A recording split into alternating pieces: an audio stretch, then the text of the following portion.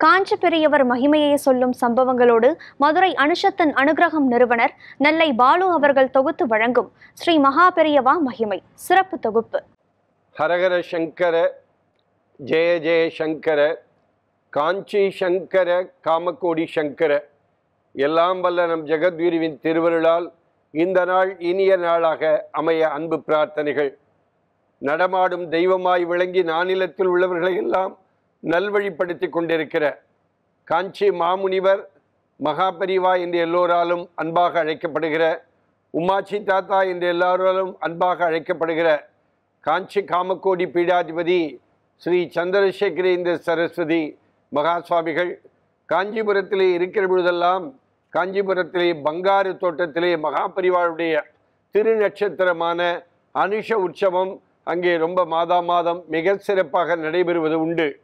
அந்த அனுஷ உற்சவத்திலே சென்னையிலிருந்து ராஜாராம் என்பவர் வந்து ஒவ்வொரு முறையும் அந்த அனுஷ உற்சவத்திலே பங்கேற்று கொண்டு பெரிவாளுடைய அந்த விழாவிலே பங்கெடுத்து கொண்டு சிறப்பிப்பது வழக்கம்.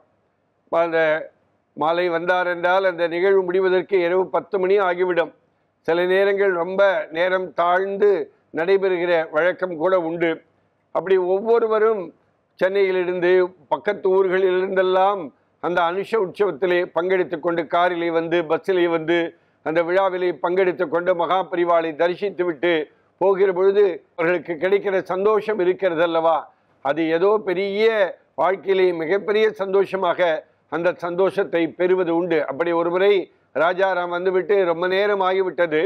பஸ்ஸை பிடிப்பதற்காக கிளம்பி முடித்துவிட்டு வெளியே வருகிற பொழுது எப்பொழுதுமே ஒரு பூக்கார அம்மாவிடத்திலே அவர் பூ வாங்கி செல்வது வழக்கம். அனுஷ உற்சவத்திற்கு கூட பூ வாங்கி கொண்டு பெரிய அளவில் பூ வாங்கி அதற்கான தொகையை ராஜாராம் தான் கொடுப்பது வழக்கம்.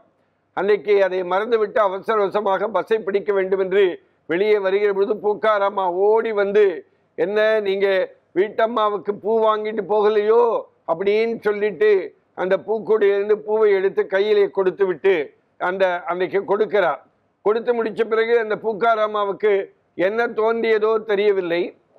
அவரிடத்திலே ராஜாராம், ஐயா, ஒரு அன்பர் வந்து என்னிடத்திலே 2 மாலை ஆர்டர் செய்தார், பெரிய மாலை, பெரிவாளுக்கென்று ஒரு பெரிய மாலை ஆர்டர் செய்துவிட்டு அவர் வாங்காமல் போய்விட்டார். இந்த மாலையின் விலை 100-200 ரூபாய் இருந்தாலும் 2 மாலையும் சேர்த்து நீ 100 ரூபாய்க்கு தர, நீ அதை கொண்டு பெரிவாளுக்கு கொண்டு சமர்ப்பிச்சுடு அப்படின்னு சொல்லிட்டு அந்த பூக்காரம்மா சொன்ன உடனே, அப்படி சொன்ன பெரிவாளுக்குன்னு வார்த்தை சொன்ன உடனே இந்த ராஜாராம் வேறு வழி இல்லாமல் 2 மாலையும் வாங்கி கொண்டு போய் அந்த இடத்திலே போய் பெரிவாள் கையிலே கொடுத்து விட்டு பெரிவாளுக்கு சமர்ப்பித்து விட்டு அந்த அனுஷ உற்சவத்திலே சமர்ப்பித்து விட்டு வெளியே வருகிறார்.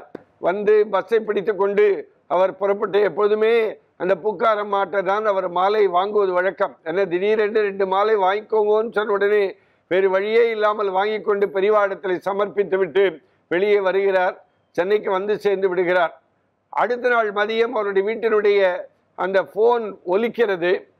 மறுமுனையில் இருந்து பேசிய அன்பர், ராஜாராம் சார், ரொம்ப நன்றி, எங்கள் அப்பாவுக்கு ஒரு பெரிய ஆப்ரேஷன், அதனாலே தான் நான் சொன்னேன் இந்த ஆப்ரேஷன் நல்லா நடக்கணுங்கிறதுக்காக 2 மாலையை வாங்கி பெரிவாட்டை சமர்ப்பிச்சிடுங்கோன்னு சொன்னேன்.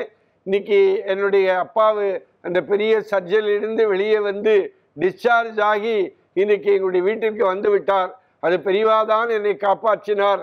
அந்த 2 மாலையை நீங்கள் கொடுத்ததனுடைய விளைவுதான் பெரியவா என்னை காப்பாற்றினார் என்று அந்த அன்பர் சொன்ன உடனே தான் மனசுக்குள்ளே அப்பொழுதுதான் அவருக்கு தோன்றியது. அவர் சொன்னது ஞாபகம் இல்லாமல் போய்விட்டது.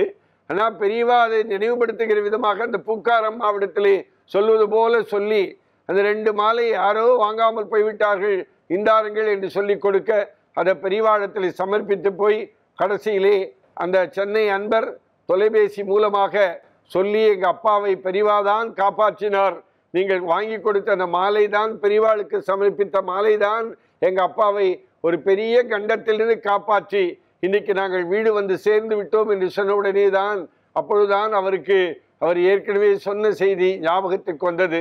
எப்படி பெரியவா எப்படியெல்லாம் ஒரு விளையாடுகிறார், சித்து விளையாடுகிறார் என்பதை சொல்லுகிற விதமாக அன்றைக்கு ராஜாராம் மனதுக்குள்ளே நினைத்து கொண்டு தன் வீட்டில் இருந்த மகாபெரிவா படத்தின் முன்பு நமஸ்காரம் செய்து, பெரியவா, அவர் சொன்ன சொல்லை மாலை வாங்கி கொடு என்று சொன்னார், நான் மறந்து விட்டேன், இருந்தாலும் நீங்கள் தான் என்னை காப்பாற்றீர்கள் என்று சொல்லி பெரியவா படம் முன்பு நமஸ்காரம் செய்து பெரியவா சரணம் என்று விஞ்ஞாபித்து கொண்டாராம். இப்படி ஒவ்வொருவர் வாழ்க்கையிலும் பெரியவா ஒரு மிகப்பெரிய அருள் பாலிப்பவராக இன்றைக்கல்ல என்றைக்கும் விளங்கி கொண்டிருக்கிறார். ஹரஹர சங்கர, ஜெய ஜெய சங்கர, காஞ்சி சங்கர, காமகோடி சங்கர. எல்லாம் வல்ல நம் ஜெகத்குருவின் திருவருளால் இந்த நாள் இனிய நாளாக அமைய அன்பு பிரார்த்தனைகள். ராம் ராம். ஓம் ஸ்ரீ மகாபெரிவா திருவடிகளே சரணம்.